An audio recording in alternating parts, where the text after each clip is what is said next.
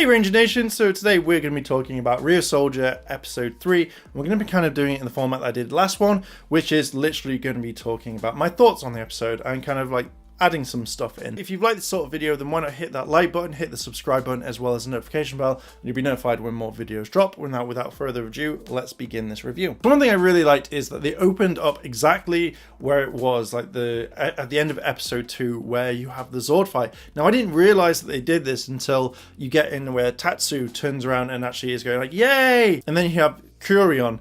Damn, that's going to be a weird name.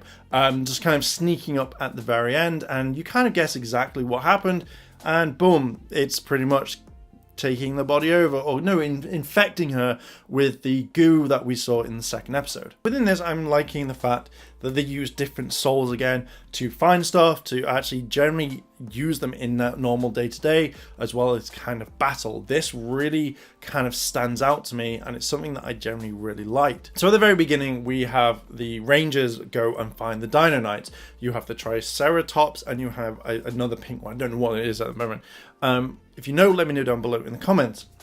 And they're kind of interacting, so they're using the souls to make the T-Rex like shorter so he can enter the cave as well, because he wants to try and get in.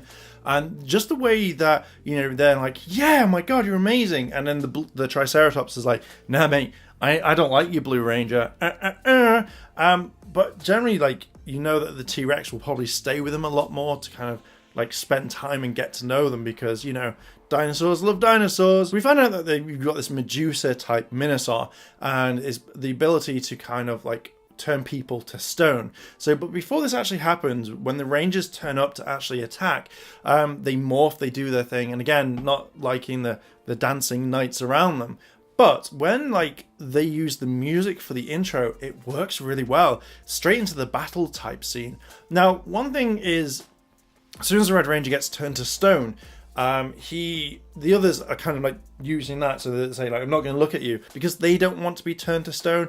That I thought was interesting to see how they would change their battle tactics, because if they can't really see what's going on, how can you fight something? So boom, this was perfect. Now, one thing I have never really kind of seen in this is like when we normally get halfway through the series, the Rangers, all of them, get kind of beaten, and then you have the 6th, 7th, 8th, whatever Ranger kind of step in, and, you know, they dominate the entire battlefield.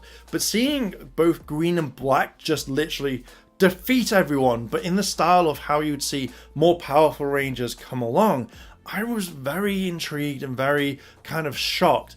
And it felt like they were the new kids on the block. You know, they just got their powers, they are beating everybody.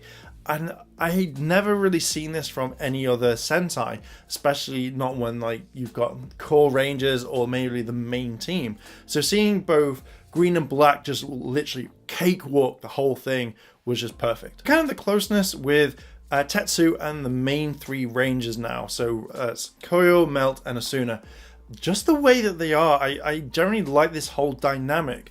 You know, they know that she's been infected. I'm hoping so, because I don't have the subs yet, but they know that something's up, and Black and Green just basically want to take her out, but they're like, no, stop, you know, we're going to try and help her. I think that they kind of start explaining what's going on, and one thing I generally did not think was coming was mainly with Asuna and Tetsu. So obviously she knows that she's been infected, and, you know, her dad's like, oh yeah, cool, you know, you go off. That's what I'm hoping. Or he doesn't really know. Maybe she said, please don't tell my father.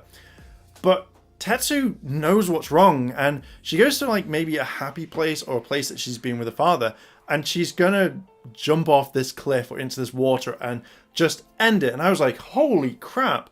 Now I'm guessing the sort of dialogue was with Asuna and herself was like, no, you're not. You have more to live, you know, whatever. And this, I didn't think this would happen. I can see this Sentai being quite dark and quite light at the same time. But it was just that sort of emotion, like, where Tetsu was just going to jump. But as soon as like, no, stop, you know, and then says, like, I'm guessing stuff like, you know, you are valued, you know, we love you, we want this, you know, make sure you're okay.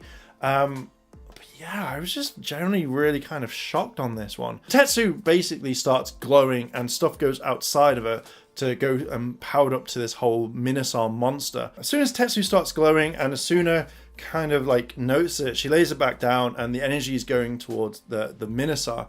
And as Asuna runs off, you've got both Green and Black kind of looking, going, huh, this, I don't understand this. One thing I generally like this is the monster turns everyone to stone by using social media, by using TV, by anything means. And this was really cool because, you know, not a lot of monsters use this. To hit someone hard or to hit a vast amount of people, boom, use social media, use the internet. Anyone that has a device that is watching, boom, perfect. And this was very, very interesting to me.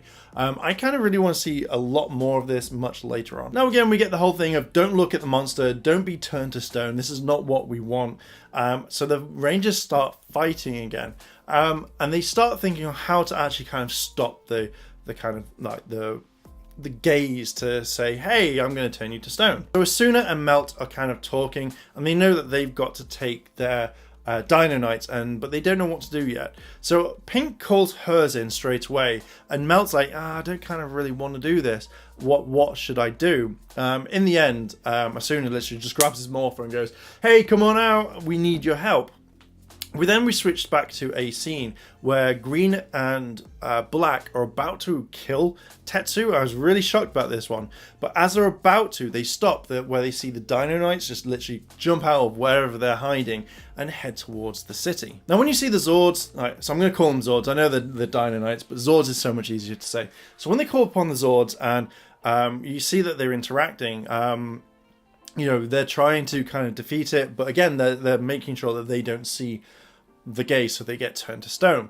Melt kind of has a heart-to-heart with his, and then they kind of all start listening. Now, they use this sort of technique where they cut up the kind of the pavement, the road, and actually throw it at the monster. So, you know, they cut it up, they slice it up, you know, Pink smacks every single one because she uses sorts of gravity, and she like destroys all of it, and then summons it right around the gaze so they can't do anything, which makes things easier to fight.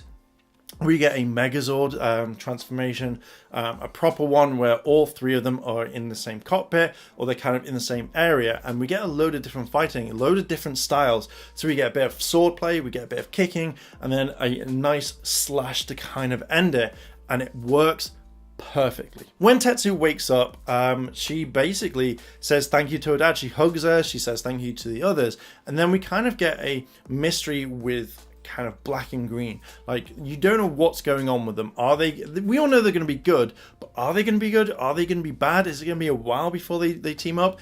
Will they go on the same side as Red and have the same sort of process and thought process as the rest? Or are they just going to do things their way? You know, they've been possibly alone for a lot longer. Who knows? And this really makes me want to watch and continue watching the series. So my kind of thoughts on this is it's dark. The series has taken a turn that I didn't think it would be. I am very impressed on this. So for me to actually generally want to keep watching and being invested in this, I like the elements of the dark. I like the elements of light because it makes it a more of an interesting viewing experience. And this is just kind of perfect. I love the camera angles that they do with the Megazord fight. I love the fact that you've got the different souls that give certain abilities. Oh, it's all such a good one, and it makes me want to collect the toys a lot more. Now, one thing I will say is, like, when you see the morphers on the wrist, it's too big. I thought they would have like stunt ones where it's a little bit shorter, but it looks like they've just got the toys, slapped them on and gone, there we go, activate the toys, and then that's it. So the series is good. I'm enjoying it so far. I can't wait for the next episode. So yeah, I'm going to leave it there. So Ranger Nation, what are your thoughts on this?